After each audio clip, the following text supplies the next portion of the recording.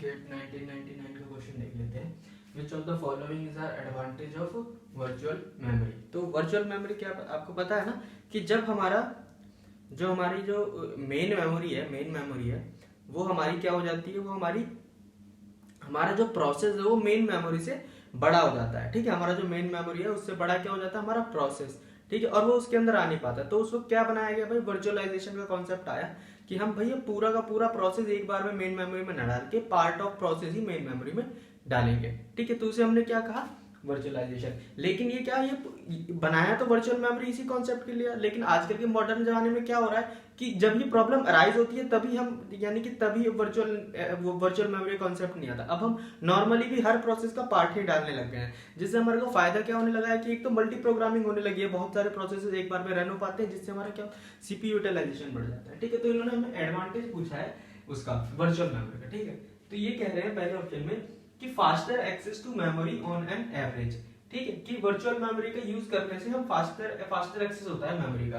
देखो ये ऑप्शन मेरा ना हमारा ना ये एडवांटेज नहीं है, ये ऑप्शन गलत होगा, क्योंकि जबकि ये कह रहे हैं कि फास्टर हो जाता है लेकिन असलियत में ना ये स्लो हो जाता है। देखो कैसे कि जब हमारा एक जो प्रोसेस है हम उसका पार्ट ही डाल रहे हैं इसके अंदर। ठीक है, लेकिन अगर हमारे मेन मेमोरी में हमें उसी यानी कि एक प्रोसेस उसका एक पार्ट डाला है, लेकिन अब हमें किसी और उसकी जरूरत है, उसी प्रोसेस की किसी और पार्ट की जरूरत है, तो उसके पास है नहीं, तो ये उसे लेने कहाँ जाना पड़ेगा, उसे मेन में वो हमारे हार्ड डिस्क में लेने जाना पड़ेगा, हमारे सेकेंडरी मेमोरी में लेने जाना पड़ेगा। क्योंकि देखो ये मेन मेमोरी है हमारा, ये इतना बड़ा प्रोसेस है, लेकिन हमने इसका पार्ट ही अंदर डाला है। ठीक है, और सपोज करो कि थोड़ी देर काम करने के बाद मेन मेमोरी में इस प्रोसेस को थोड़े और अपने पार्ट की जरूरत पड़ी, तो ये क्या करेगा, यहाँ से पहले बाहर निकलेगा, फिर हार्ड डिस्क से अपना पूरा पार्ट लेकर के जितने की और जरूरत है वो लेकर के आएगा। ठीक है, तो उसमें जो हमारा मेन मेमोरी का जो है ना faster access to main memory on average की बजाय ना मेरे ख्याल से इसके अंदर ना फास्टर एक्सेस की बजाय थोड़ा स्लो हो जाता है। ठीक है, ओके। अब ऑप्शन बी है कि process can be given protected address space. ये कह रहा है कि इसमें हम प्रोसेस को ना प्रोटेक्ट यानी प्रोटेक्शन की बात आ रही है। ठीक है, ये कह रहे हैं कि वर्चुअल मेमोरी क्या ये एडवांटेज है, लेकिन वर्चुअल मेमोरी से पहले भी तो हमारे को प्रोटेक्शन मिलती थी। जब हम अपना वो करते थे यानी कि जब हम लोड टाइम पे करते थे तो हमारा क्या था, जब हमारा कंटिन्यूअस मेमोरी एलोकेशन हो रहा था तो उसमें हम क्या करते थे, एक लिमिट बिट लगा देते है ना, लिमिट रजिस्टर लगा देते थे, जिससे हमारा क्या होता है प्रोटेक्शन प्रोवाइड होती थी। ठीक है, तो ये जो हमारी प्रोटेक्शन वाली बात है कि हमारे एड्रेस प्रोटेक्टेड एड्रेस स्पेस, ये हमारी कोई वर्चुअल मेमोरी की वजह से नहीं आ रही है, पहले पर हमारे पास थी।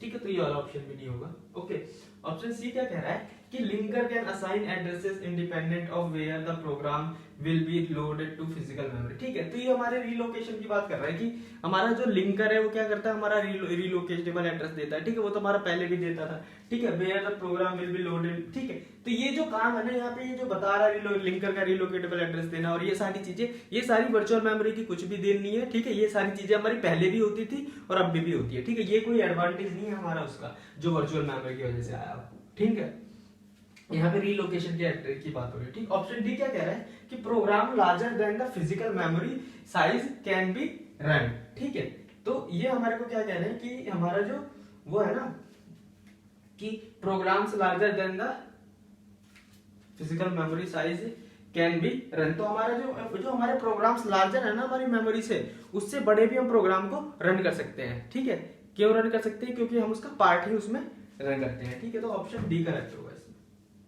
ओके।